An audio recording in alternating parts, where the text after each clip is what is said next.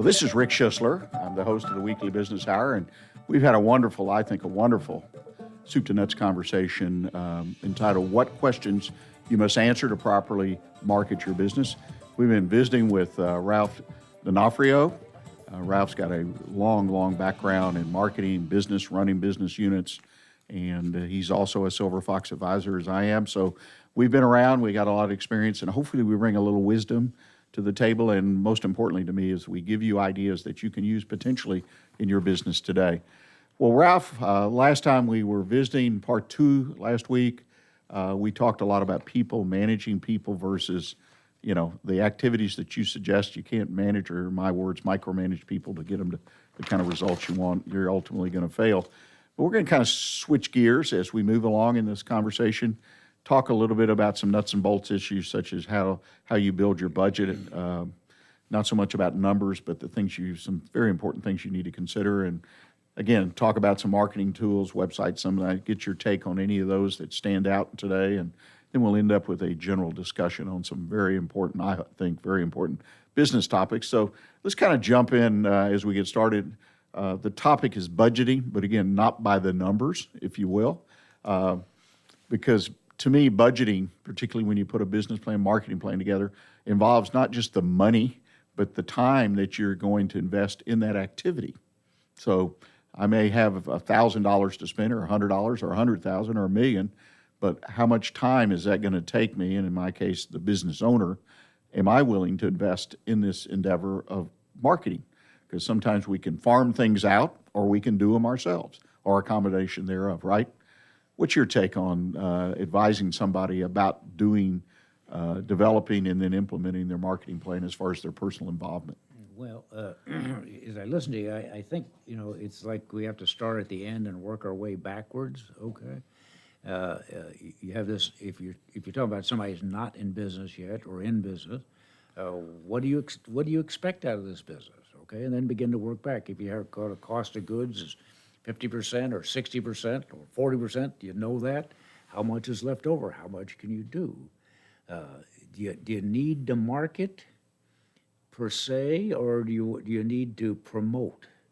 Okay, if you put your money behind the $10 cupcakes by going out to the county fair, by going to weekend events and that kind of stuff, do you need an ad budget, or you need a promotional budget on this thing? You need to paint up the side of a truck, I think, but you sort of have to really start at the bottom. Here's what I want this business to be. I think I should be doing this, or I personally need to take $50,000 a year out of this budget business, and you back up and you back up. But you're going to have to spend some money. You just can't sit by the side of the road and with a what am I trying to say, a banana board and say, here it is, okay? So where does your money go? Where does your money go? What's the nature of the product? I'll go back to my original statement. It was, what problem are you solving, okay? And if it's desire, then maybe you need a lot more elaborate budget. If it's need, you just have to make sure you have a wrecker on every major intersection on the weekends, because you're going to be picking up a lot of wrecks, and it says on the side of your record that here's my phone number, I've been doing this since 1947 or something, okay? But I think you have to back into it. You just have to back into it. I wish there was some magic answer. I worked for a large corporation. We had my marketing budgets were in the $90 to $100 million range, but they were really based on how much profit we were going to give them. And we went to them and said, we need $100 million this year. And they said, good, we need $100 million profit. So it all fell back at our laps. Okay, what are we going to do to generate this damn thing? And some years it didn't work. Some years it didn't work. Our competitors were tougher than they expected them to be that year. Other things came in, so we had to back down. So I want to suggest to you, as a small business owner, you sort of do the same thing. Maybe you just say, okay, what would 5% of my revenue look like if I spent it?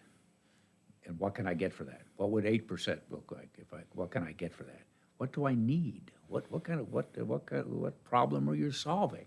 And that'll sort of drive you, if you just get a pencil and paper out. I've cut down at least 7 rainforests with the yellow pads in my lifetime, just trying to figure these things out for myself and for my clients also, okay? What do you really need on this thing? But if you got to start, if you don't know where to start, just say, okay, I'm going to spend 5% of my revenue on marketing advertising and see what that looks like. And if it only comes out to $14.75, we probably have a problem, but it'll probably be a lot more than that. And it'll give you. Well, it's the old age issue of the cart and horse. You say pick a number, which is a great way to start, 5%, 3%, 10%, just to start, get you moving forward. Right. Because, do I budget, or do I know what the revenue, well, you don't know your revenue until you evaluate what you can expend on marketing, advertising, and things that go from that. And I think that's something people miss. For an example, I've run into this more than once. Someone develops their product service, they answer the question, perhaps, is it a need, or, they take into consideration our friend the thirsty horse. They do some of the basic things, but then they determine that to capture a client or capture a customer costs X. It's one of the hardest things, particularly new businesses, seem to have. I worked with a client some years ago, and client acquisition was not a numbers game with them. They just needed a handful of clients because they were, brought in quite a bit of revenue per client. So, and they wanted to stay fairly small. They made those decisions as far as the owner and what he wanted to do with the business. And so we got to work on calculating what can they afford to bring in a client. Well, it was $700 to $800, which just blew them away because they were concerned they were spending money here on marketing, advertising. 700 or 800 was high or low? No, the actual number was based on the history of the business. They could afford to expend $700 to $800 to acquire a new client. Okay. Because those clients spent X number of thousands of dollars in the first 12 months. That was kind of the formula that we looked. But anyway, my point was, it really surprised them. I mean, they had more money theoretically that they could expend I got it.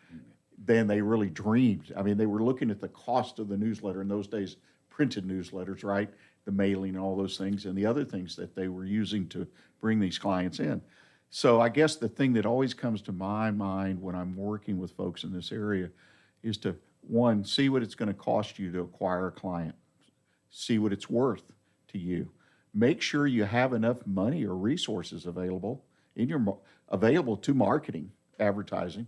Make sure you have enough to acquire enough clients to take you to the point where that revenue that you either need or want or both can be obtained. Because so many times that great idea, right? And all of a sudden they don't have enough money, or they don't recognize it's going to cost them $700, $800 when they only really can afford $10 to $20 to acquire a client. Consider this, if you're selling products, you're a middleman.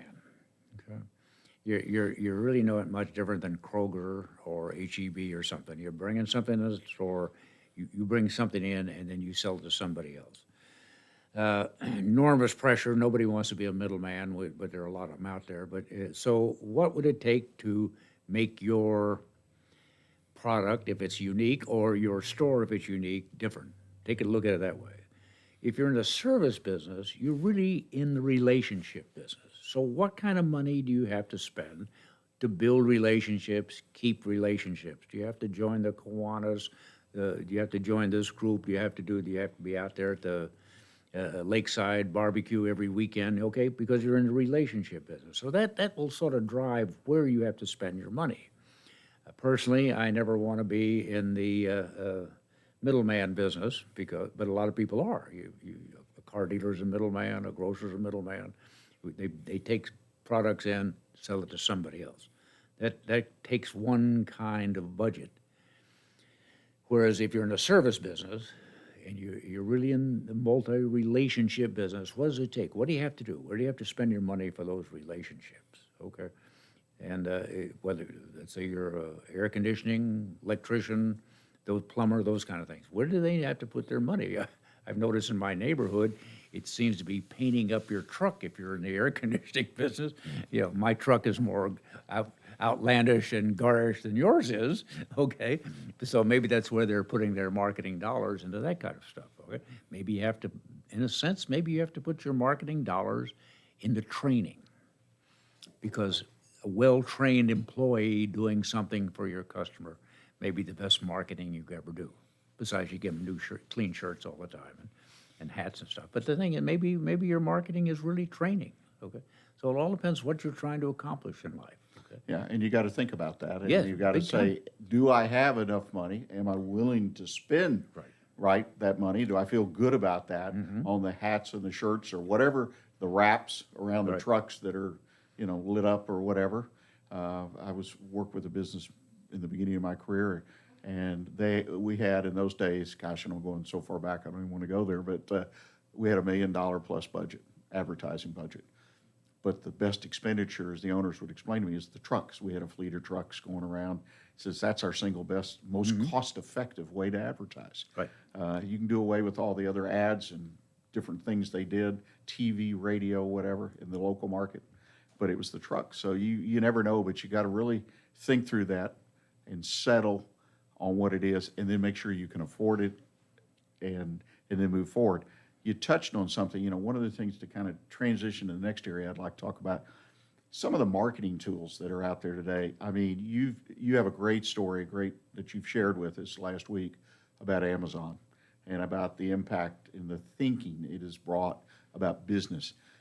The web, the internet, they have become so much a part, and even more so every day, of almost every business. Any thoughts? I mean, I'm a small business guy. I'm operating on Main Street. I'm a plumber, got a plumbing company. I've been at it. What do I do about all this? I mean, the plumber necessarily not going to be threatened by the web, but yet they are, because people will send out information all the time. And I get an email saying you do business with Joe, or on Facebook or LinkedIn. And what do you do? How do you approach that as a small business? Where do you need to put the web in your thinking? Well, is it in your thinking in the first place, okay? Remember, my earlier thoughts was that why I don't think we have to be frightened of Amazon taking over the world is that they are a continually improving operational process.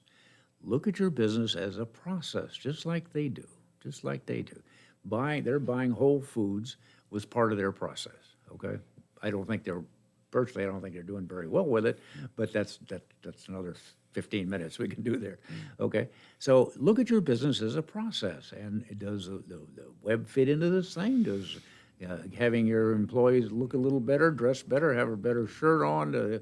It's all a process, but it may take a little a change in your part to think that my business is not a process. It's not getting up in the morning, send my trucks out, bring them back.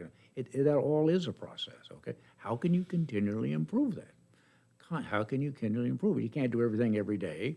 Aside from Amazon, most of the rest of us don't have those resources, but we can certainly think about improving delivery, improving service, improving what our invoices look like. Do our customers understand what we're saying to them? I had a client a number of years ago who was a trucking business, and his rates were fixed at the time. I don't know, and he couldn't change it. What can I do? He kept saying, "What can I do?" Well, you know what we did? We cleaned the trucks up. We treated his invoices, delivery tickets look horrible.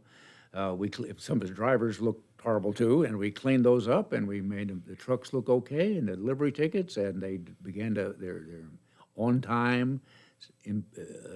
Deliveries improved, and all of a sudden his business got better just because he was improving his processes along. He couldn't change the rates, couldn't charge any more, any less than the next guy, but his processes began to improve. And he'd been in business for a long time. It was one of those things he just never thought that being on time with a driver that looked like he hadn't slept in the truck would improve his business, but it did. Because it was a process. We were just improving the process. Well, and the web has got to be part of the process Yes, for it most does. people. But Yes, it yet I see some businesses, if the person that owns the business is inclined or attracted to the internet for whatever reasons, then they'll go whole hog, if you will, to use an old expression, and they'll jump in where they'll not do other things that they could be doing that potentially be a lot more cost effective as they do their market. And they'll begin to invest money in it, and because it's the newest toy or it's whatever. And my encouragement to people when we first start talking about, okay, how does the internet or the web impact my business is take a deep breath and realize that it is only one piece of your marketing puzzle. That's right. It's not the whole puzzle, even though we love to talk about Amazon, right? Right. And what they're doing. There are a number of businesses that the web is not conducive to selling their products. What do we do? Well, let's go back. What do we do using the web for? Selling, or just brand recognition, or just telling people where we live? What are we going to use it for? And those are all great questions. Yeah, I mean, what are you going, and that will obviously affect your budget you spend on the thing, okay? If you every time, I have a client who, I guess I'm right on this, he spends about $40,000 a month with Google on what words not to use.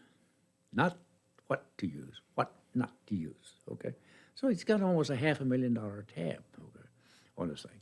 It has improved his business enormously. So now, in the scheme of things, it's not that much of an expense. To start with, everybody choked, okay, I think, but it proved out, here's the words you don't want to use to sell your product, which change apparently daily, rapidly, and all this thing, okay? So it is in his, I'm not quite right, but if he was closing 3 out of 100 prior, he's doing 7 or 8 out of 100 now by using the right word. No, by not using the wrong words. Right. On this thing, okay? But that's an important part of his business. I mean, his money is spent, okay? Right. But that doesn't, does it help his brand? I'd have a long discussion on it. I'm not sure it helps his brand. Certainly helping his bottom line. Right. And ultimately, that's where we're driving, Yeah, right? that's We're right. all going to the Okay. bottom line. Yeah, but we can't say it's a marketing tool. Well, we've got a few minutes left, and I'd like to just get your take, if you will, because of, again, your experience and your knowledge and perception of what's going on, some just general topics. First, future general trends in business. I mean, you're out there working with all kinds of businesses every day. Any general trends you see in business today, marketing-wise or otherwise? Maybe one or two that, if I'm in small business, I need to generally be aware of them? Well, I'll go back to, I'm a broken record now, but nothing stands still for more than an hour, which translates to my mind, we've got to be enormously flexible. We've got to be enormously flexible on your ideas, on your pricing, on what you offer. That doesn't mean you can't, in some cases, take things away from what you're offering and still do a pretty good job, okay? But, are you, what problem are you solving? Are you helping somebody save money? Or are you going to help them to make money? And how can you do that? How can you be? So you personally have to be flexible as can be, okay?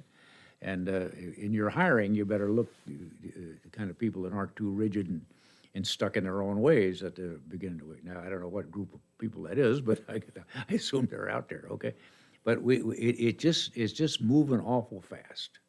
It's just moving awful fast. And maybe you just put the $10 cupcake out on the sidewalk and everything in the store is only $2. I don't know. Okay. But you're going to have to be flexible in your thinking, your feeling. It can't be my dad always did it that way, or my dad started this business in 1947 and that didn't work anymore. It just doesn't work anymore.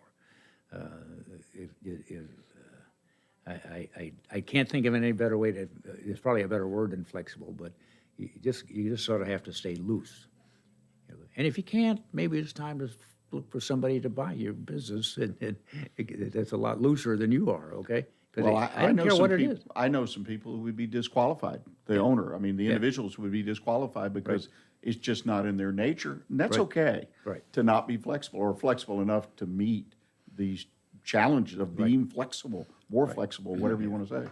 I think that's interesting. The thing you have to keep in mind is supply on about everything we're involved in is up, okay? Walmart now has 1-day delivery, okay? Supply on about everything is up.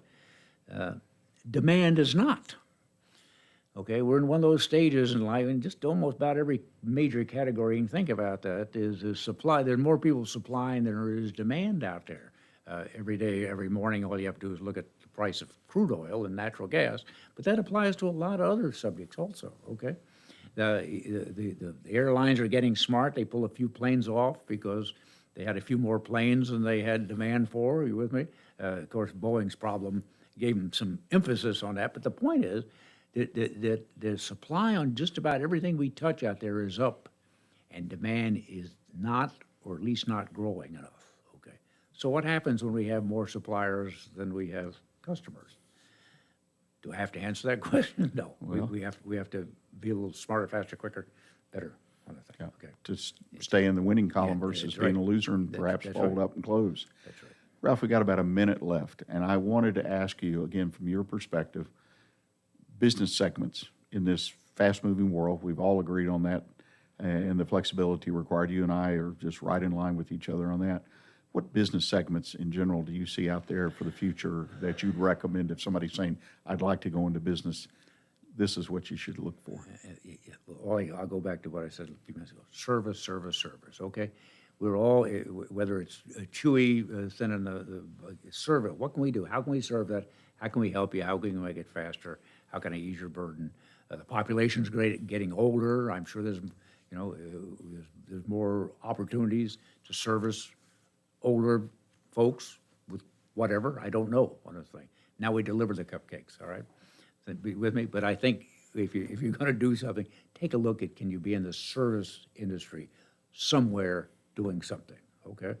I've got a client whose son ended up with a couple trucks, too many in his business, all right? Well, there are people out there that can hook you up with people that need half loads back, driven back, that kind of stuff. How do you pay for that? So, so what this client's son did was got himself out of the trucking business into the servicing these guys who need the truckloads, okay? Doing just fine, 2 people sitting in an office somewhere instead of having a bunch of trucks running up and down Interstate 45 on this thing, okay? Service, service, service. So just set your sights on how the hell can I help other people? How can I do this? And make a living at a reasonable cost. And have fun, no And doubt have about fun. it. Yeah, you got to keep the smile on your face. Well, Ralph, once again, deeply appreciate it. We did 3 segments, lots of good information, lots of ideas, and encouragement to people in small business. If folks want to be in touch with you, what's the best way for them to do it? RalphWorks@AOL.com. Well, and I encourage folks, follow up. Ralph has got a lot of information, love to talk to you, and potentially you might want to engage him. Yeah. So, Ralph, again, thank you. Okay. Tell him you heard me you saw me on the radio. Okay. Yeah, well, we do that here, right? Okay, We do a right. videocast. That's right. Thanks so much, Ralph. Okay, you're welcome. Enjoyed it.